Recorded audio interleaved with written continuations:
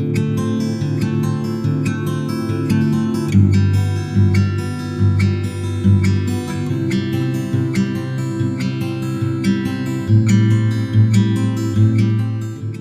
बार फिर से आप सभी का स्वागत है। हम अध्ययन कर रहे हैं शमूएल की पहली पुस्तक का और अब समय है कि हम उसके 28वें अध्याय पहले वचन से आगे का अध्ययन करें।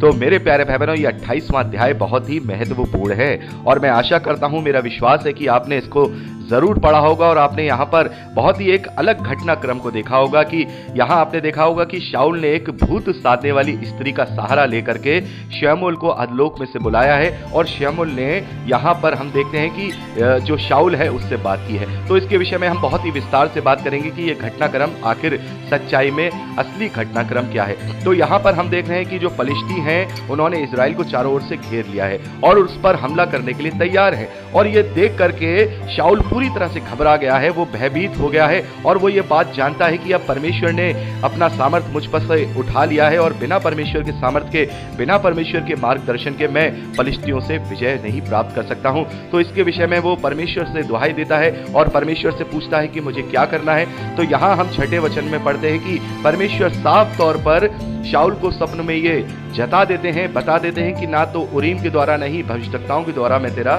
साथ दूंगा। तो भविष्यवक्ताओं के द्वारा तो आप समझ गए होंगे, किसी भी प्रभु के दास के द्वारा कोई भी मार्गदर्शन शाऊल को नहीं मिलेगा। लेकिन यहाँ उरीम का मतलब क्या है? उरीम का मतलब मेरे प्यारे भाई बहनों, याजकों के द्वारा, यानी कि हम जानते हैं कि हर एक समय पे परमेश्वर के मंदिर की सेवा करने वाला याजक हुआ करता था।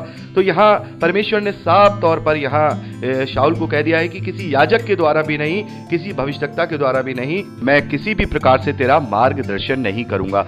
तो ये देख करके शाऊल और भी ज्यादा भयभीत हो गया और उसके दिमाग में अब एक घृणित योजना आई और उसे अब भूत सिद्ध करने वाले लोगों की याद आई। मेरे प्यारे भाई बहनों, हम देखते हैं कि जो शाऊल है उसी ने पहले अपने राज्य में जितने भी भूत सिद्ध करने वाले परमेश्वर के विरोध में लोग थे उन सबको दंड किया था और उन्होंने अपने देश से बाहर निकलवा दिया था। तो यहाँ पर आप देखते हैं उसके पास कोई और चारा दिखाई नहीं दे रहा। उसके मन में ये चल रहा है किसी भी तरीके से शाऊल मेरे सामने आ जाए और शाऊल से मैं अपना पश्चाताप कर लूं और परमेश्वर मेरे साथ हो जाए और मैं फलिश्तियों से विजय प्राप्त कर लूं। तो ये जो एक घृणित योजना है उसके मन में आई और उसने अपने कर्मचारियों से पूछा कि भाई कोई ऐसा है जो भूत सिद्ध करने वाला हो, आत्माओं को वापस बुलाने वाला हो। तो यहाँ पर उसके कर्मचारी बताते हैं कि एक स्त्री है जो भूत सिद्ध करने वाली है और वो आत्माओं को बुलाती है। तो वहां पर हम देखते हैं कि जो शाऊल है अपना भेष वगैरह बदल कर दो लोगों के साथ उस स्त्री के पास जाता है और उस स्त्री के पास जाकर के कहता है कि भाई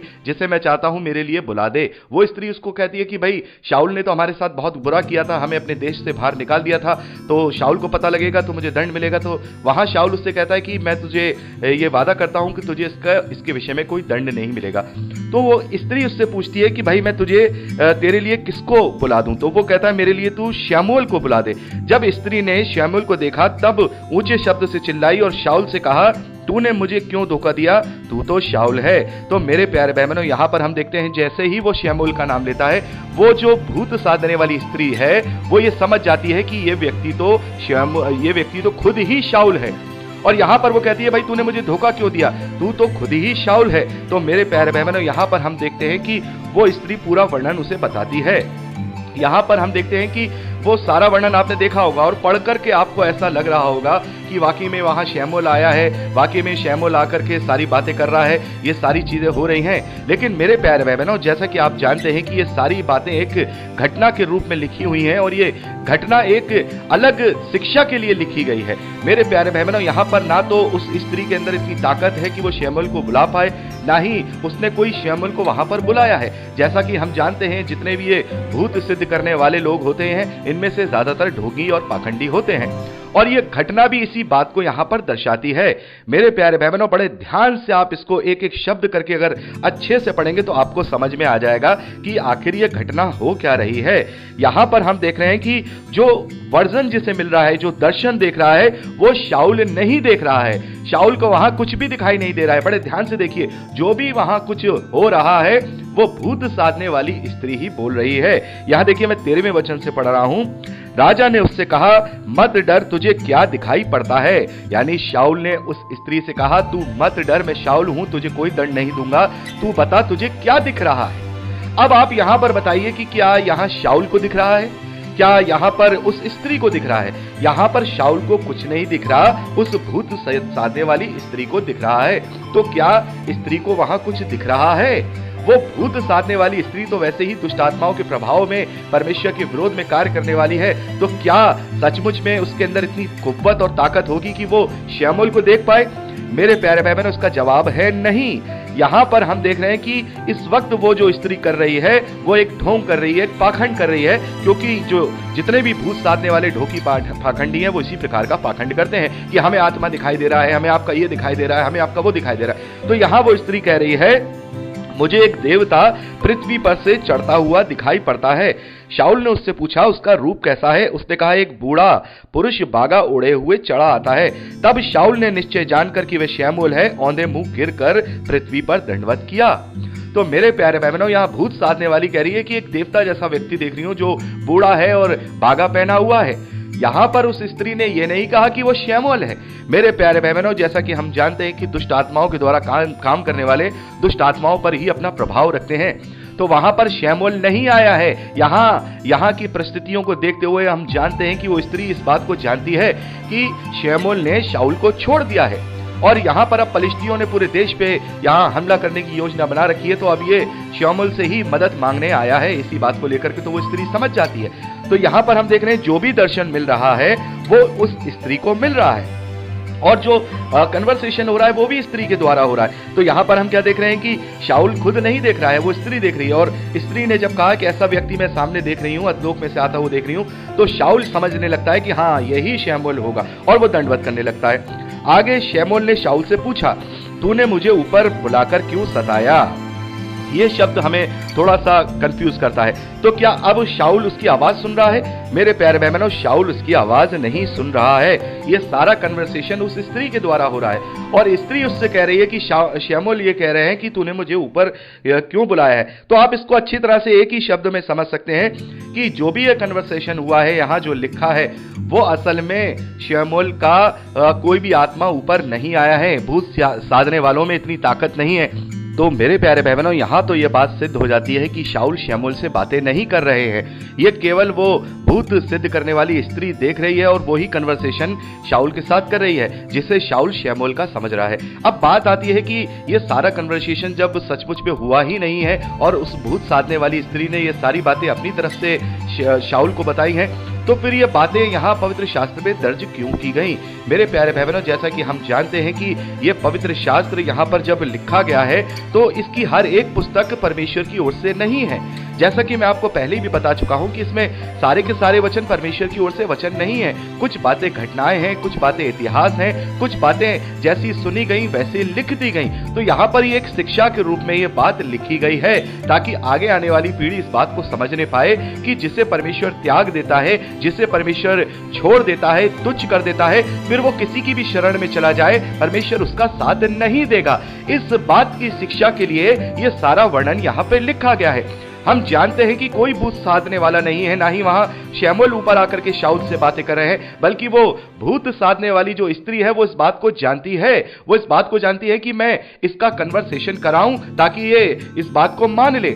और वो ये बात जानती है, जैसा कि हमने ये बात हमने की कि वो जानती है कि शमूएल और शाऊल का रिश्ता आपस में क्या है। शमूएल ने शाऊल को छोड़ दिया है क्योंकि शाऊल ने परमेश्वर के विरोध में कार्य किया है। तो मेरे प्यारे भाई बहनों, इस कारण से ये सारा कन्वर्सेशन यहाँ लिखा है, ताकि आने वाली पीढ़ियां ये समझने पाए कि परमेश्वर ने जैसे त्याग दिया तो फिर वो हर एक रीति से त्यागा हुआ है। और शाऊल का घृणित चेहरा भी दिखाई दे कि उसने परमेश्वर की शरण छोड़ करके भूत सिद्ध करने वालों का भी शरण ले लिया, और उसका वहां भी कोई भला नहीं होने पाया, और वहां पर भी उसे निराशा और असफलता ही प्राप्त होती है।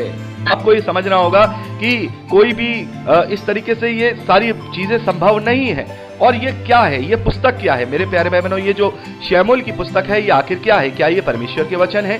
क्या ये परमेश्वर के दर्शन है? क्या ये परमेश्वर के वाणियां हैं? तो उसका जवाब आप जानते हैं, मैं भी जानता हूं, नहीं, ये केवल एक इतिहास है, ओनली हिस्ट्री है, जो कि सारी घटनाओं को लिख करके वर्णन किया जा रहा है। तो ये घटना भी जो शमूएल के साथ हुई है, शमूएल के अनुसार ऐसा हुआ है कि शाऊल को बुलाया गया, और शाऊल ने मुझे फिर मना कर दिया कि यहोवा ने तुझे त्याग दिया है।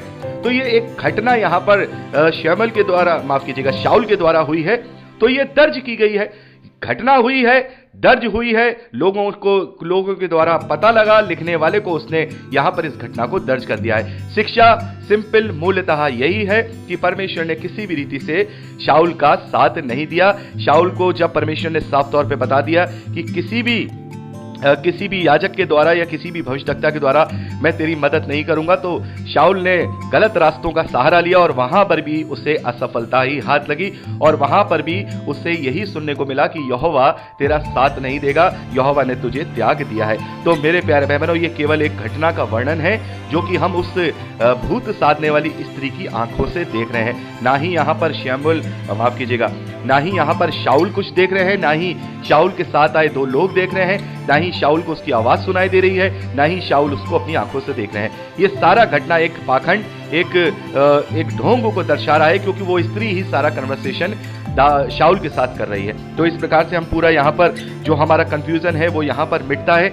मेरे प्यारे भाई बहनों, बाइबल का जब हम पुराने नियम का अध्ययन करें तो बहुत ही दिमाग को खोल करके हमें अध्ययन करना है। कई बार हम इसको लेकर के अपनी फीलिंग्स ऐसी जोड़ देते हैं और हमें लगता है कि प्रत्येक वचन परमेश्वर का वचन है, प्रत्येक लिखा हुआ परमेश्वर का वचन है। तो प्रत्येक लाइन, प्रत्येक शब्द परमेश्वर का वचन नहीं है। जैसा कि मैंने आपको बताया कि हम पुराने नियम में अभी तक इतिहास के विषय में ही बातें कर रहे हैं। हाँ, हमने कुछ बातें ऐसी पढ़ी जहां परमेश्वर की वाणियां हैं, जहां भविष्यवक्ताओं के द्वारा परमेश्वर ने बातें की हैं, जैसे मूसा के द्वारा बातें की हैं, यहोशू के द्वारा बातें की हैं। तो वो परमेश्वर ने बातें की हैं, वो हमारे लिए परमेश्वर की वाणियां हैं। लेकिन जो सिंपल इतिहास लिखा चला आ रहा है, घटनाएं लिखी चली आ रही हैं, अच्छी बुरी घटनाएं सब हम यहाँ देख रहे हैं। परमेश्वर के विरोध में पापों की घटनाओं को भी यहाँ पर हम देख रहे हैं, परमेश्वर के विरोध में बातों की घटनाओं को भी यहाँ पर देख रहे हैं। तो ये केवल एक घटनाएं हैं, ये केवल इतिहास है, इतिहास के सिवा कुछ भी नहीं है। यहाँ ना तो कोई परमेश्वर की वाणी यहाँ पे लिखी है, ना ही कोई परमेश्वर का वचन है।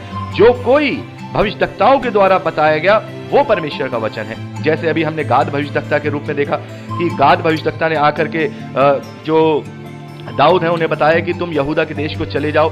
तो ये जो वचन है वो परमेश्वर ने दाऊद के लिए कहे। अब मेरे और आपके लिए कोई आत्मिक चीज इससे हम नहीं पाते हैं कि परमेश्वर ने गाद भविष्यवक्ता के द्वारा दाऊद को आदेश दिया, तो वो दाऊद को आदेश दिया, वो दाऊद के लिए वचन था, वो मेरे और आपके लिए वचन नहीं था। लेकिन यदि उससे कोई शिक्षा निकल के आती है तो वो मेरे आपके लिए है।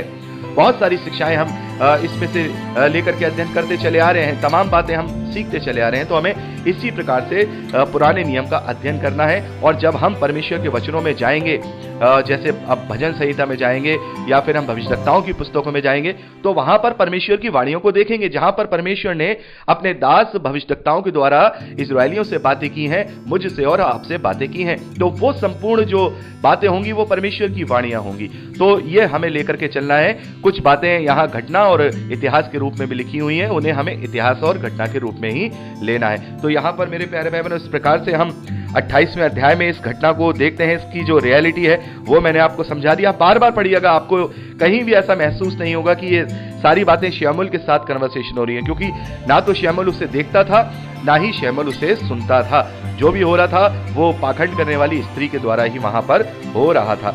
यहाँ जब हम 29वें अध्याय को पढ़ते हैं मेरे प्यारे भाई बहनों, तो 29वें अध्याय में हम देखते हैं, जैसा कि हम जानते हैं कि जो दाऊद हैं वो पलिश्तियों के देश में है, जो राजा आकीश है उसके पास है, और आकीश के बहुत ही वो क्लोज हो चुके हैं। दाऊद ने वहां पर उसका हृदय जीत लिया है, उसके मन में अपना विश्वास बना लिया है। तो अब लड़ाई छिड़ी हुई है, पलिश्ती इजरायलियों के विरोध में खड़े हुए हैं। और यहाँ पर जो पलिश्तियों के सरदार हैं, आपने यहाँ पर 29वें अध्याय में पढ़ा ही होगा, 29वां अध्याय भी केवल हम देखते हैं 11 ही वचन इसमें है। तो यहाँ पर हम पलिश्तियों के द्वारा दाऊद पर शक करने को देखते हैं।